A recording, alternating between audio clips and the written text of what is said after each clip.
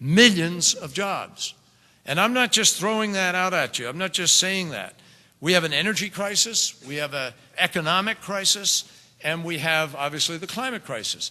But the economic crisis requires America to decide how we are going to produce the jobs that pay more money and raise people's standard of living so we can do better in the future. What are those jobs going to be? They're not going to be making clothing or shoes, leather.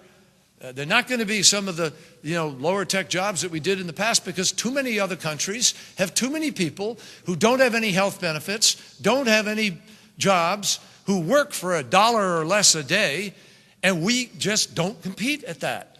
So we got to create the jobs in the places where we can compete. And generally speaking, that's going to be by creating jobs in things where we invent the technologies, where we have the processes that other people can't replicate and duplicate immediately and reverse engineer, and where we can pay a higher wage because the product that we produce is going to be in demand in other parts of the world. That's what's going to happen.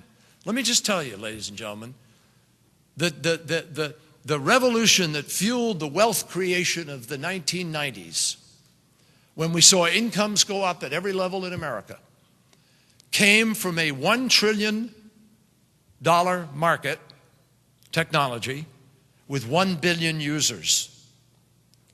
The energy market that we're looking at today is a $6 trillion market with 6 billion users. And we need to get into that market.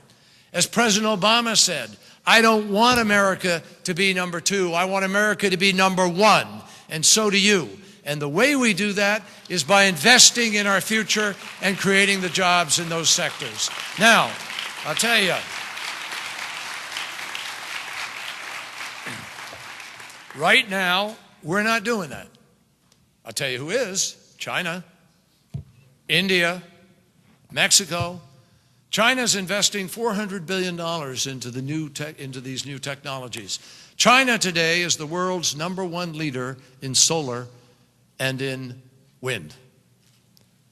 We invented those technologies in the Bell Laboratories in the 1950s and 60s and 70s. Not one American company is in the top 10 in the world today in solar production. So I want us to get into this. And I know, because I hear it from chief executives like Lou Hay, the chief executive of Florida Power and Light, who said the other day, if we can pass this legislation, he'll invest billions of dollars of their company into wind. They're already in wind, but they'll invest more. They'll invest in solar. They'll invest in nuclear. And we can begin to move America to the energy independence that we deserve. Now, let me just share with you. Here, I want you all to get a hold of this somewhere. This is a national jobs and renewable sectors job studies. And I just want to emphasize to you, when I say to you, there are millions of jobs to be created, I'm not throwing political malarkey at you. This is documented by any number of neutral and respected entities, ranging from economic impacts of comprehensive climate energy policy. The Center for Climate Strategies did that. That's a study that says you could have 107 billion expansion in GDP by 2020, and talks about the jobs. The NRDC actually did a study with United Auto Workers and the Center for American Progress, which says you could have 62,000 additional jobs by 2014 and 20 to 54,000 of them right here in the United States. You have the Clean Energy Climate Policy Job Creation Study from the University of California, Berkeley. That says somewhere between 918,000 to 1.9 million jobs between 2010 and 2020.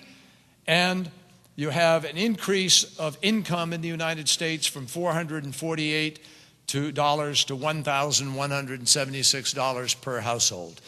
These studies go on. I'm not going to go through all of them, but I got 5 pages of studies here, all of which by various entities, including the McKinsey Company, which, as you know, is one of our most respected think tanks about economic matters and consulting.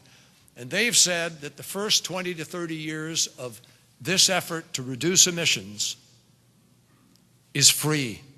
Free.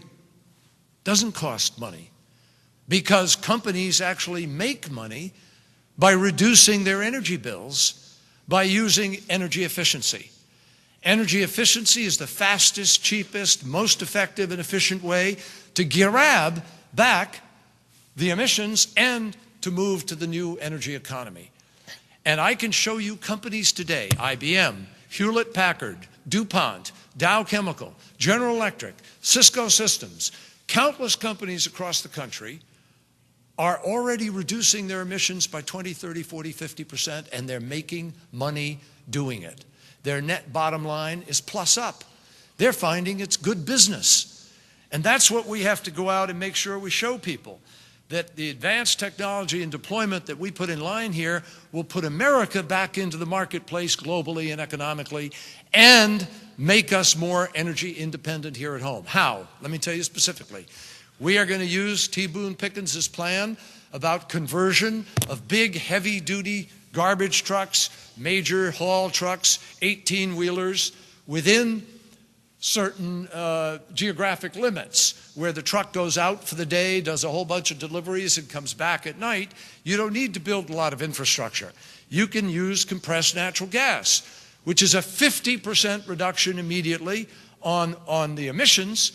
But guess what? It's an immediate reduction on our dependency to pay money to Iraq and Iran and Nigeria and Venezuela to import oil to the United States. We move towards energy independence. The first step in legitimately moving towards that in about 35 years. We also have an incentive to excite electric car manufacturing in America. The Chinese have said they want to be the world's #1 leader of production of electric cars. Well, like the president, I want America to be #1, and I want UAW and Detroit and other people to benefit, because we're taking the lead in doing that. And that's what we ought to do.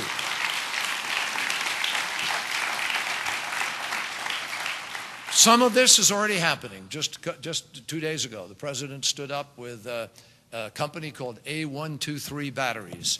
I'm proud to say they're in Massachusetts, Watertown, Mass. They're also now in Michigan.